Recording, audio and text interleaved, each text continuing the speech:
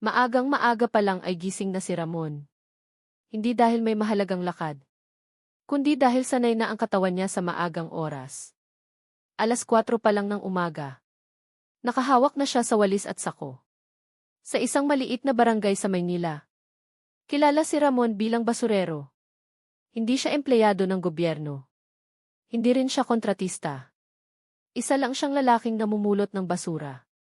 Para may maipakain sa sarili. 52 taong gulang na siya. Payat. Maitim sa araw. May mga peklat sa kamay. At bitak-bitak ang talampakan. Suot niya araw-araw ang parehong damit. Kupas na berdeng t-shirt. Sirang pantalon. At sinelas na halos mapunit na. Sa paningin ng iba, wala lang si Ramon. Isa lang siyang parte ng kalsada. Parang poste. Parang kanal. Pero may isang bagay na hindi alam ng karamihan. Si Ramon ay hindi basta basurero. Habang nagwawalis siya sa gilid ng kalsada, napansin ng ilang tindera ang ginagawa niya. Ramon, aga mo naman, sabi ng isang ale. Ngumiti lang siya. Tahimik. Gaya ng dati. Wala siyang ugaling makipag-usap. Hindi dahil suplado, kundi dahil may kinikimkim siya sa loob. Pagkatapos ng ilang oras ng pamumulot, puno na ang sako niya. Mga bote, lata, papel, mga lumang bakal. Pero sa ilalim ng sako, may isang makapal na itim na bag na mahigpit niyang hinahawakan. Hindi iyon basura. Bandang 10:00 ng umaga. Natapos na si Ramon sa pamumulot. Sa halip na dumiretso sa junk shop, lumihis siya ng daan. Naglakad siya patungo sa pinakamalaking bangko sa lungsod. Isang bangkong kilala sa mayayaman. Malinis. Tahimik. May guard sa bawat pintuan.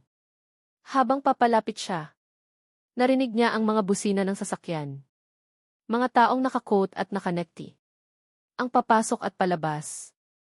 At doon, sa harap ng salamin ng bangko, nakita niya ang sarili niya. Isang basurero. Madumi. Mabaho. May alikabok sa mukha. Sandali siyang tumigil.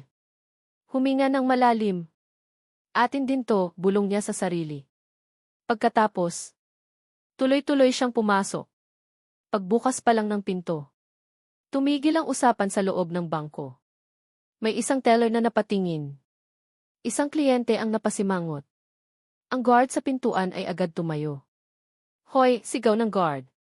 Bawal pumasok dito ang ganyan. Napatingin ang lahat kay Ramon. May babaeng may hawak na handbag. Ang mabilis na tinakpan ang ilong. Ang baho naman, bulong niya. May lalaking naka-Amerikana. Ang napailing. Bakit may basurero rito, sabi niya. Hindi kumibo si Ramon.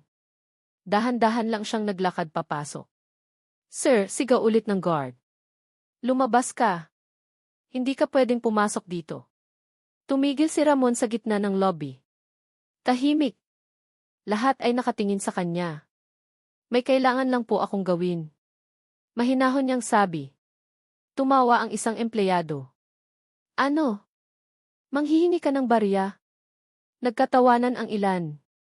May isang teller ang pabulong na nagsabi. Paalisin na iyan, nakakahiya. Pero hindi pa rin umaalis si Ramon. Magdedeposito po ako. Sabi niya. Biglang tumahimik ang bangko. Parang may huminto sa hangin. Ha? Anong sabi mo? Deposit. May isang lalaking customer ang napatawa ng malakas. Basurero, magdedeposito. Baka 5 piso lang yan. Nagtinginan ang mga tao. May nanunuya. May nairita. May nagagalit. Ang guard ay lumapit kay Ramon. Sir, tigilan mo yan. Kung wala kang pera, lumabas ka na. Dahan-dahang inilapag ni Ramon ang sako sa sahig. Meron po akong pera. Sabi niya, kalmado pa rin.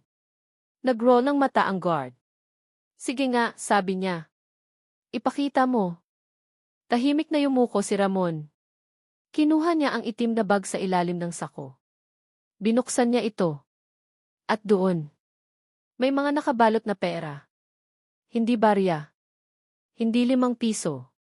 Mga makakapal na bungkos. Biglang may napasinghap. Ano iyon? Totoo ba yan? Parang marami di. Ang guard ay napaurong ng konti. Sir, saan mo nakuha yan? Tanong niya. Hindi sumagot si Ramon. Dahan-dahan niyang isinara ang bag. Magdedeposito po ako. Ulit niya. Pinayagan siyang pumila. Pero malayo sa iba. Pinagtinginan siya ng lahat. Parang siya ang pinakamaduming bagay sa loob ng bangko. Habang nakapila, may 2 empleyado ang nagbubulungan. Sigurado ka bang totoo yung pera? Baka galing sa masama. May isang customer ang lumapit sa guard. Delikado yan, sabi niya. Baka magnanakaw yan. Naririnig ni Ramon ang lahat. Pero wala siyang sinasabi. Sanay na siya. Matagal na. Habang naghihintay, bumalik ang alaala niya sa nakaraan. 20 taon na ang nakalipas. Hindi basyurero si Ramon. Isa siyang negosyante. May maliit siyang kumpanya ng construction. May asawa. May anak. Simple lang ang buhay. Pero sapat. Hanggang isang araw. May nangyaring hindi niya inaasahan. Isang kaibigan ang humingi ng tulong. Isang kontrata. Isang pirma. Nagtiwala siya. At doon nagsimula ang lahat. Sa loob ng 1 taon, nalubog sa utang ang kumpanya niya. Sinampahan siya ng kaso. Hindi niya nagawa ang sarili niyang depensa. Naubos ang pera. Nawala ang negosyo. At ang pinakamabigat sa lahat, iniwan siya ng pamilya niya. Simula noon, naging anino na lang siya ng dating Ramon. Nagtrabaho siya kung saan-saan. Hanggang sa mapunta siya sa pamumulot ng basura. Pero kahit ganoon, hindi siya tumigil sa pag-ipon. Bawat pisong makita. Bawat benta sa junk shop. Itinabi niya. Hindi para yumaman. Kundi para isang araw. Maibalik ang dignidad niya. Next, sigaw ng teller. Napabalik si Ramon sa kasalukuyan. Lumapit siya sa counter. Ang teller, isang batang babae, ay halatang kinakabahan. Sir, anong transaction po? Tanong niya. Deposit po, sagot ni Ramon. Magkano po? Tahimik si Ramon sandali. Binuksan niya ang bag. Isa-isa niyang inilabas ang bungkos. 1, 2, 3. Lumaki ang mga mata ng teller. Sir, sandali lang po. Tinawag niya ang supervisor. Lumapit ang manager ng bangko. Isang babaeng maayos ang ayos. At halatang sanay sa pera. Sir, sabi ng manager. Kailangan naming i-verify ang halaga. Tumango si Ramon. Bilangin niyo po, sagot niya. Inilabas nila ang pera. Habang binibilang, parami ng parami ang nanonood. Walang nagsasalita. Tanging tunog ng papel at makina. Ang maririnig. Pagkatapos ng ilang minuto, napalunok ang manager. Sir D. Ang dinadeposito niyo po ay mahigit 5 milyong piso. Parang may sumabog sa loob ng bangko. 5. Basyurero, May isang customer ang muntik nang maupo sa gulat. Ang guard ay namutla. Ang teller ay nanginginig ang kamay. Tahimik lang si Ramon. Pakideposito na lang po. Sabi niya. Pero sa sandaling iyon, lahat ng mata ay nasa kanya na. Hindi na siya basta basyurero. At dito palang nagsisimula ang mas malaking sikreto ni Ramon. Matapos banggitin ng manager ang halaga, parang biglang nawala ang tunog sa buong bangko. 5 milyong piso. Hindi 5. Hindi 50. Hindi 500. 5 milyon. Ang mga taong kanina inanunuya, ngayon ay tahimik. Ang babaeng kanina ay nagtakip ng ilong. Dahan-dahang ibinaba ang kamay. Ang lalaking tumawa kanina, nakanganga na ngayon. At si Ramon, nakaupo lang sa harap ng counter. Parang wala lang. Sir, sigurado po ba kayo? Mahina at maingat na tanong ng manager. Hindi po maliit ang halagang ito. Tumango si Ramon. Opo. Nagkatinginan ang mga empleyado.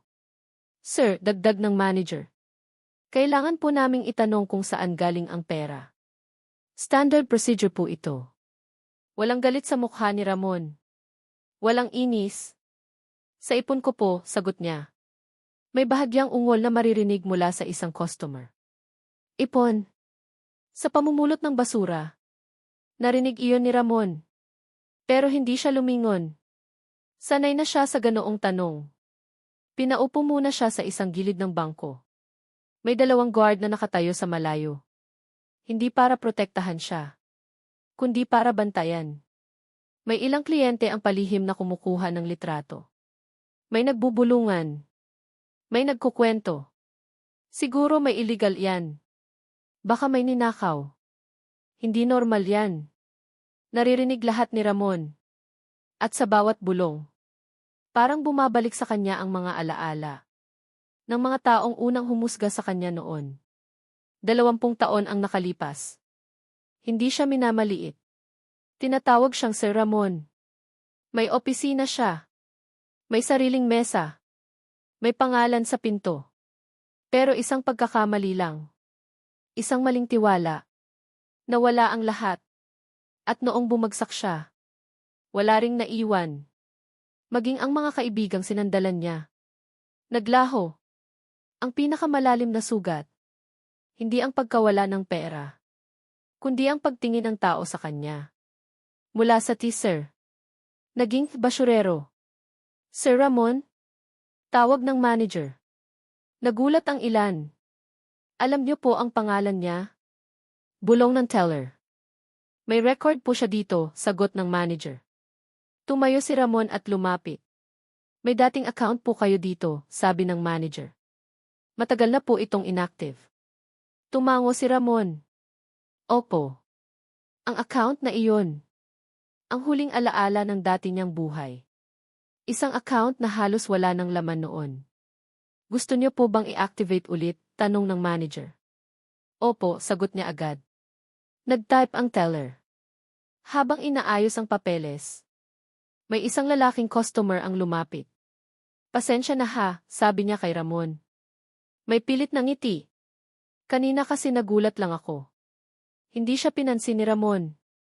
Hindi dahil galit siya, kundi dahil wala na siyang kailangang patunayan. Ilang minuto ang lumipas. Sir, sabi ng manager. Na-verify na po ang pera. Malinis po ang serial numbers. May ilang napasinghap ulit. Ibig sabihin, walang masama. Walang iligal. Totoong pera. Pakisina lang po dito, dagdag ng teller. Habang pumipirma si Ramon, napansin ng teller ang kamay niya. May kalyo. May sugat. May peklat. Kamay ng taong nagtatrabaho araw-araw.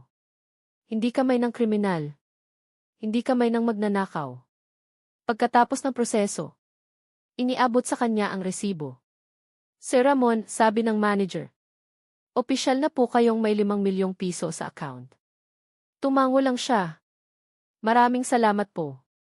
Pagkatapos, tahimik siyang tumalikod. Akala ng lahat, aalis na siya. Pero bago siya makarating sa pinto, tumigil siya. Huminga ng malalim. At saka siya lumingon. Pwede po ba akong magsalita sandali? Tanong niya. Nagulat ang manager. Opo, sir. Lumingon ang lahat. Hindi po ako sanay magsalita sa harap ng maraming tao. Simula ni Ramon. Pero gusto ko lang pong sabihin ito. Tahimik ang bangko. Sa loob ng 20 taon. Basurero po ako. Marumi sa paningin ng iba. Mabaho. Walang halaga. May ilang yumuko ang ulo. Pero bawat pisong pinulot ko. Malinis. Pinaghirapan. Hindi ako nagnakaw. Hindi ako nanlamang. Napakagatlabi ang teller. Hindi po lahat ng mukhang marumi ay masama. At hindi po lahat ng mukhang maayos ay tama. Tahimik pa rin ang lahat.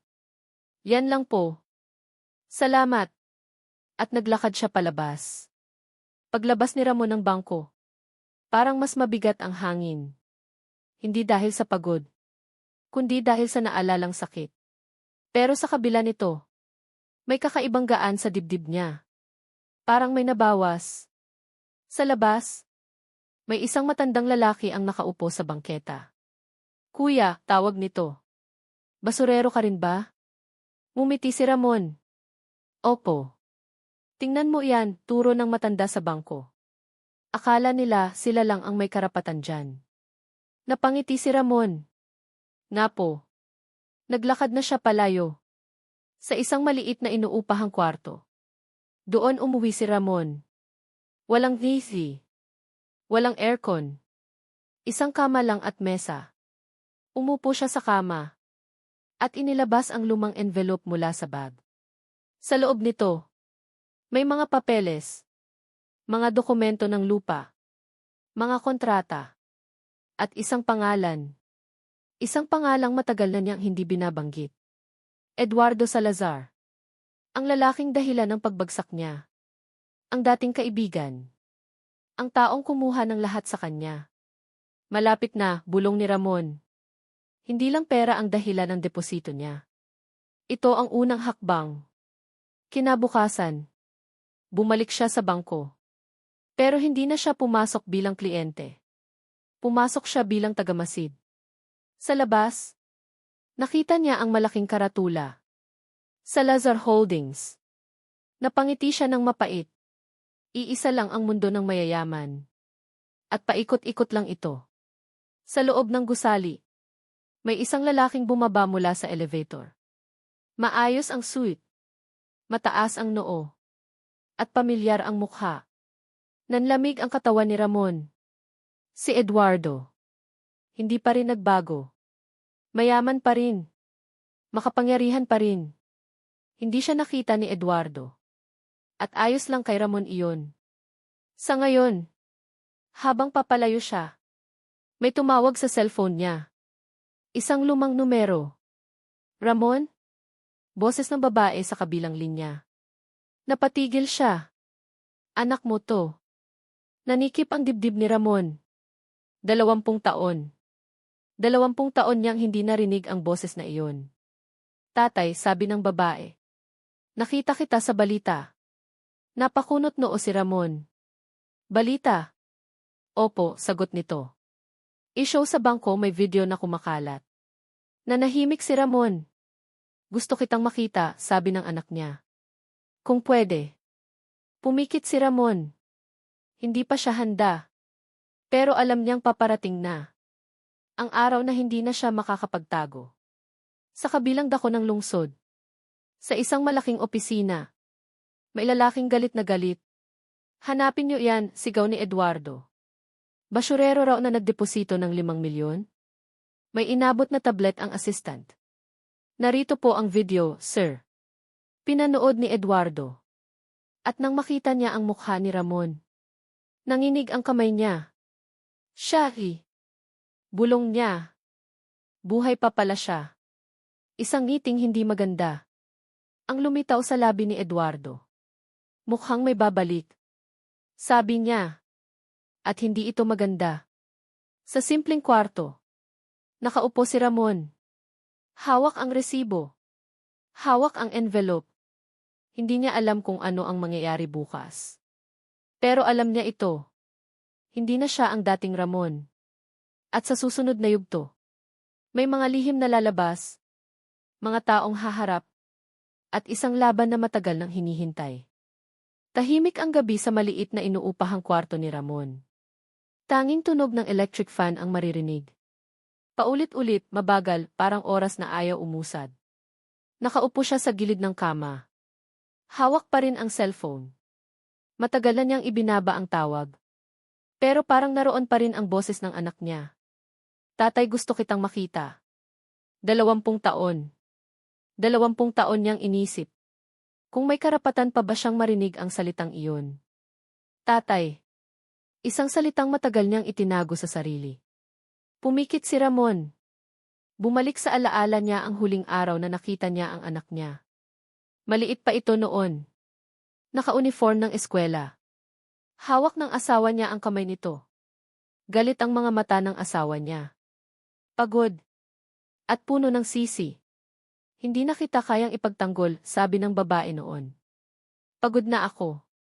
Pagod na ang anak natin. Walang nasabi si Ramon. Wala siyang maipakitang pera. Walang maipakitang solusyon. Kaya umalis sila. At mula noon, wala na. Handa na ba ako? Bulong ni Ramon sa sarili. Hindi niya alam ang sagot. Pero alam niyang wala nang atrasan. Hindi lang pera ang bumabalik sa buhay niya. Pati ang mga taong iniwan niya. Kinabukasan, maagang gumising si Ramon. Mas maaga pa kaysa dati. Nagsuot siya ng parehong kupas na damit. Pero ngayon, may kakaiba. Mas tuwid ang likod niya. Mas buo ang lakad. Lumabas siya ng kwarto at naglakad papunta sa isang lumang karinderya. Umupo siya sa sulok.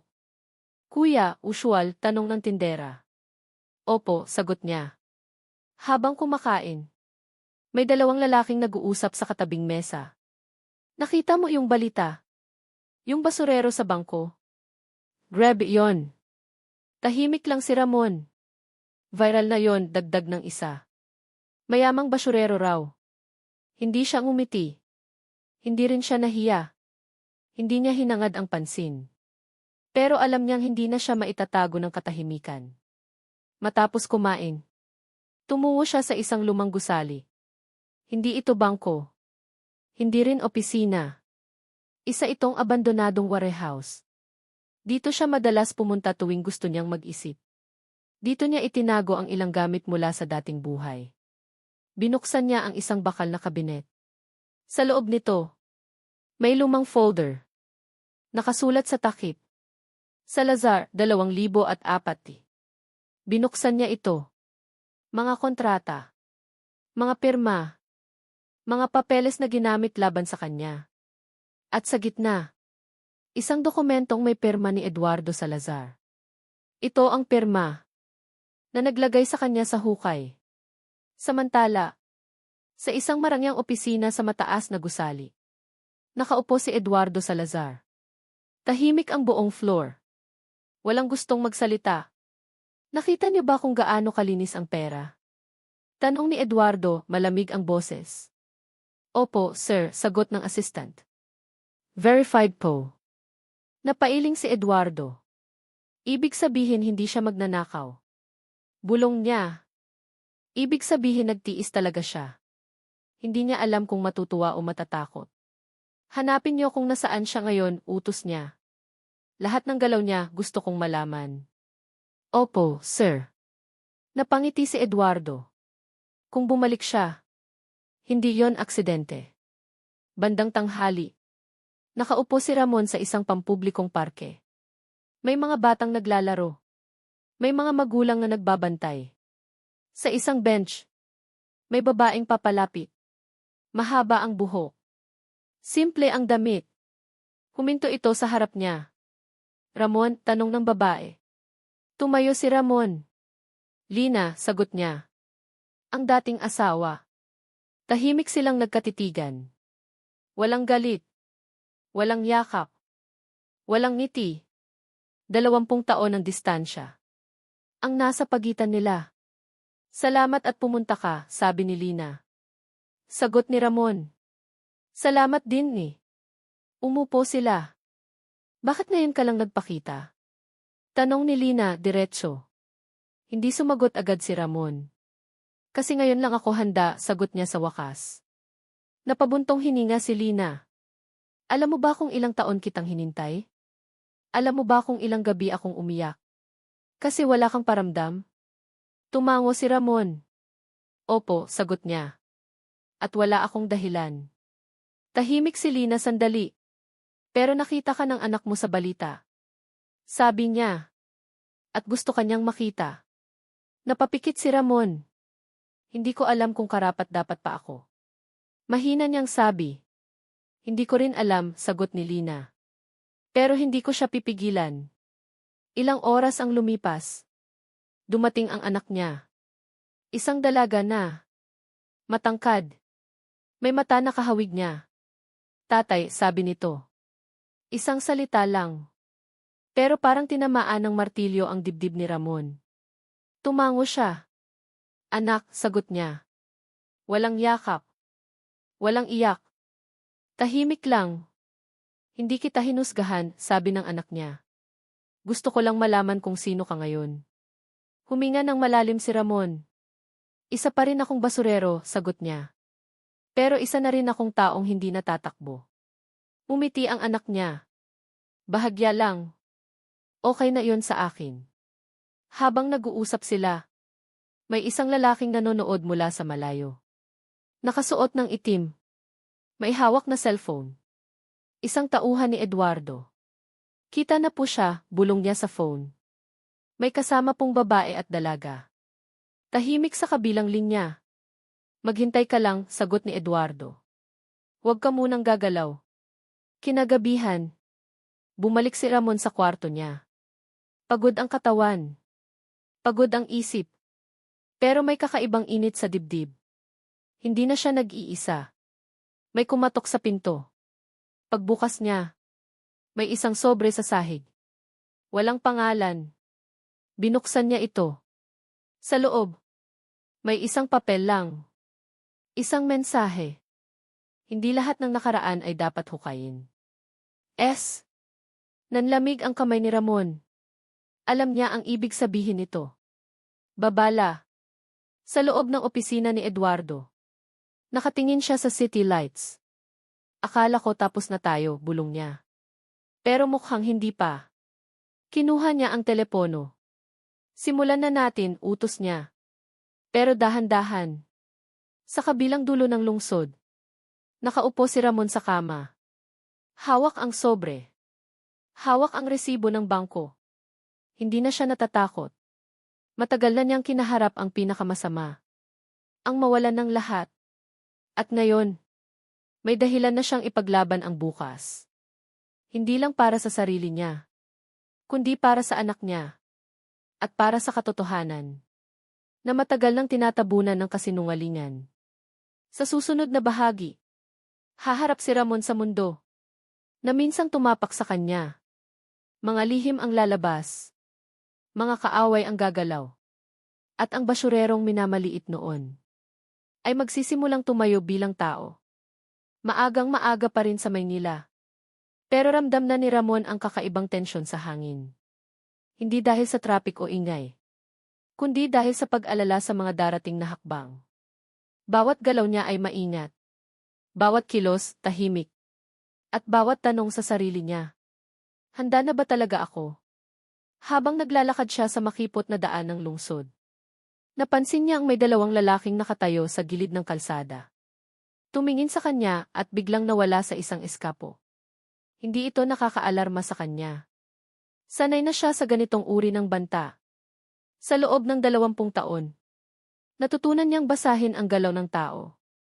Lalo na ang mga taong may agenda. Pero may kakaibang kaba sa dibdib niya. Hindi lamang ito banta sa pera o buhay. Ito ay banta sa kanyang pamilya at sa anak niya. Pagdating niya sa lumang warehouse, pinuntahan niya ang sulok kung saan nakatago ang lahat ng mahahalagang dokumento. Kinuha niya ang folder na mailabel na Salazar, 2004. Binigyan niya ng pangalawang tingin ang mga pirma, kontrata, at dokumento na ginagamit laban sa kanya noon. Ngunit ngayon, may iba na siyang plano. Hindi na siya magpapatuloy sa tahimik na buhay ng basurero. Panahon na para ibalik ang katotohanan. At higitan ang taong nagpasakit sa kanya. Mula sa warehouse, lumabas siya at naglakad papunta sa isang maliit na coffee shop. Dito siya may nakatakdang mukhang Ali. Isang kaibigan mula sa nakaraan na alam ang buong kwento ng pagbagsak niya. Isang taong hindi takot sa peligro at may koneksyon sa mga taong nasa itaas. Ramon, bati ng kaibigan. Matagal-tagal na rin tayong hindi nagkita. Ngunit mukhang may malaking plano ka, di ba? Tumango si Ramon. Hindi lang pera ang usapan. Ngayon, kailangan kong harapin ang lahat. Si Eduardo. Ang nakaraan. At higit sa lahat, ang anak ko. Habang nag-uusap sila, unti-unti ring nagiging malinaw ang estratehiya ni Ramon. Hindi siya basta papasok sa mundo ni Eduardo na parang bata. Hindi niya hahayaang matukso o mapaglaruan ng tao na minsang naglagay sa kanya sa hukay. Ang plano niya ay dahan-dahan pero matatag. Secure ang pera sa bangko, ito ang unang hakbang. Hanapin ang mga taong may koneksyon kay Eduardo. Sa ganitong paraan, may impormasyon siya bago siya lalapit sa mismong kaaway. Palapit sa anak niya at dating asawa, kailangan niyang tiyakin na sila ay ligtas at hindi gagamitin bilang leverage. Magpatibay ng network, mga kaibigan, dating empleyado, at sinumang may integridad. Harapin ang mismong Eduardo sa tamang oras, sa tamang paraan. Samantala, sa kabila ng lungsod, si Eduardo Salazar ay abala rin. Nakita na niya ang viral na balita. Alam niyang babalik ang basurero, pero hindi niya alam kung gaano karami ang nakikita sa kanya. Hindi ko pwedeng pabayaan ito, bulong niya sa sarili. Kung lalapit siya, kailangan kong maging 2 hakbang na mas maaga. Kaya nag-utos siya sa kanyang team. Hanapin ang bawat kilos niya. Alamin ang bawat galaw. At kapag nakita niyo na may pagkakataon, maghanda sa lahat ng posibleng senaryo. Balik kay Ramon habang naglalakad pa uwi mula sa coffee shop. Nakaramdam siya ng kakaibang presensya. May 2 lalaking nag-observe sa kanya mula sa kalye. Pero hindi siya natakot.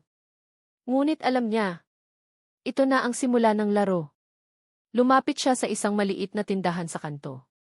Bumili ng payong at sumabit sa maliit na jeep. Sa loob ng jeep, iniisip niya ang bawat hakbang. Paano niya sisimulan ang komunikasyon sa anak niya? Paano niya haharapin ang dating asawa? Paano niya ipapakita sa mundo na hindi na siya basurero lamang? Pagdating sa bahay, may liham sa ilalim ng pinto. Walang pangalan.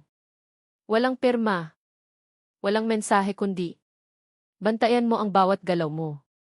Napatingin si Ramon. Alam niya. Ito ay babala. Hindi lamang banta. Ngunit paalala na may nakamasid sa kanya. Kinuha niya ang liham, binasa ulit, at dahan-dahang isiniksik sa loob ng bulsa. Hindi siya natakot. Sanay na siya sa ganitong sitwasyon. Pero alam niya rin na kailangan niyang mag-ingat sa bawat hakbang. Kinagabihan, nakatabi siya sa kama at nagbukas ng lumang folder. Binuklat niya ang dokumento tungkol sa Salazar, 2004. Pinag-aralan niya ang lahat ng pirma at kontrata. May mga detalye na noon ay hindi niya naiintindihan. Pero ngayon ay malinaw na. May malaking puwang sa legal na sistema. May mga pirma na pwedeng i-challenge. At may mga taong pwedeng lapitan na may kaalaman sa proseso. Ito ang kanyang secret weapon. Hindi lang ito laban sa pera. Ito ay laban sa katarungan. Pagkatapos, nagbukas siya ng laptop. Nagpadala siya ng email sa ilang dating empleyado ni Eduardo na alam niyang may integridad. Sa email, malinaw niyang ipinahayag, may impormasyon ako na makakatulong sa inyo. Kung gusto ninyong makialam sa tama, makipag-ugnayan kayo. Tahimik ang bawat galaw. Hindi ito pwede sa publiko. Ito ay planong mabagal pero siguradong aabot sa target. Kinabukasan, sa harap ng bangko, si Ramon ay muling bumalik. Ngunit hindi na bilang simpleng kliyente. Ngunit bilang tao na may plano, may direksyon at may layunin. Napansin niya ang mga taong kilala sa bangko. May ilan na nagulat nang makita siyang lumabas ng sasakyan. Ngunit hindi siya nagpadala sa galit o takot. Tahimik lang siyang naglakad papasok. Hawak ang resibo at envelope. At may hawak na laptop sa bag. Sa loob ng bangko, tahimik ang lahat. May mga taong bumaling, nagtatanong at nagbulungan. Ngunit si Ramon, nakatuon sa kanyang misyon.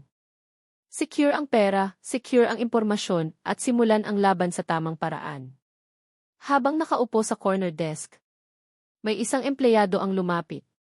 Sir Ramon, meron po bang kailangan? Tumango siya. Gusto ko lang po makita kung maayos ang lahat. At sigurado rin akong walang nakakasagasa sa account ko. Habang pinagmamasdan ang bawat detalye ng sistema, napansin niya ang ilang irregularidad. Ito ay maliit.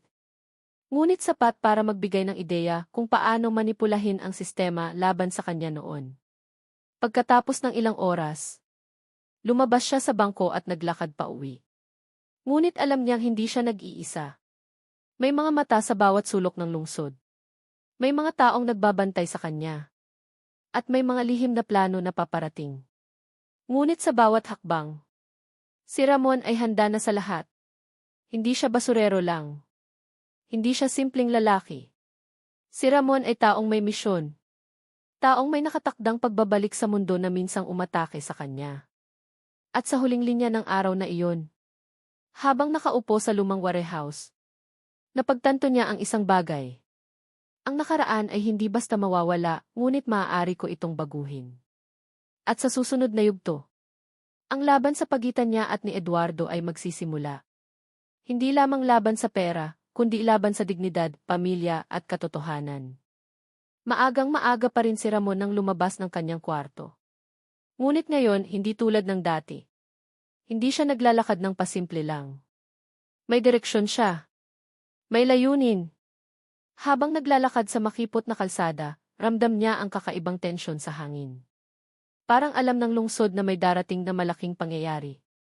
Bawat hakbang niya ay maingat. Bawat tingin sa paligid ay mabilis. At bawat bulong sa isip niya, ito na ang huling yugto. Ito na ang laban. Pagdating niya sa lumang warehouse, naghanda siya ng lahat. Laptop, dokumento, resibo ng bangko, at mga folder tungkol sa mga kontrata ni Eduardo. Ito na ang pagkakataon niya. Hindi na pwedeng magkamali.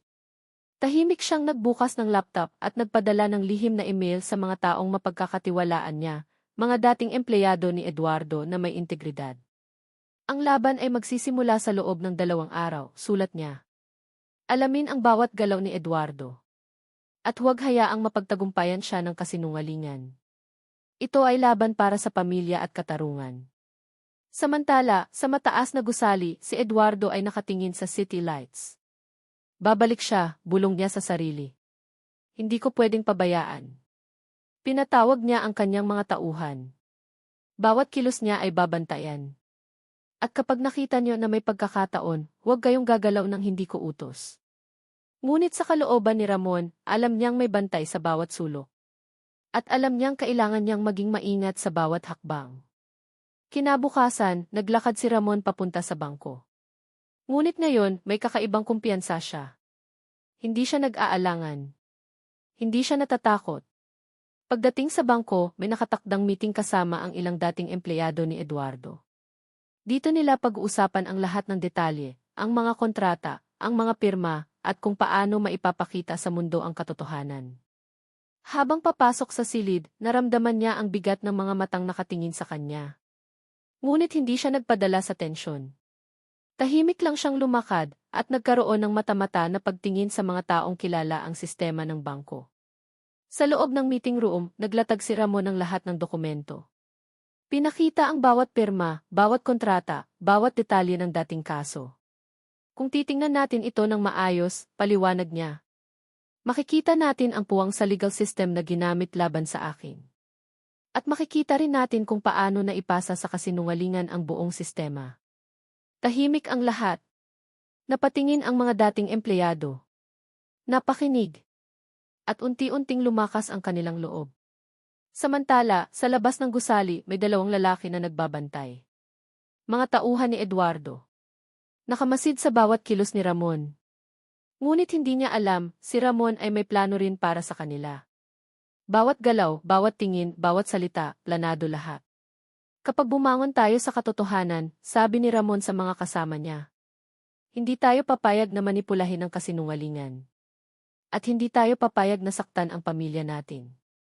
Pagkatapos ng ilang oras, lumabas sila sa warehouse at naglakad patungo sa opisina ni Eduardo. Ito na ang klimaks ng kwento. Hindi nila lalapitan bilang takot o pananakot. Ngunit bilang mga taong may katotohanan sa kanilang puso. Pagdating sa opisina, si Eduardo ay nakatayo sa harap ng malaking bintana. Nakita niya si Ramon at ang grupo. Bakit nandito kayo? Tanong niya, malamig ang boses.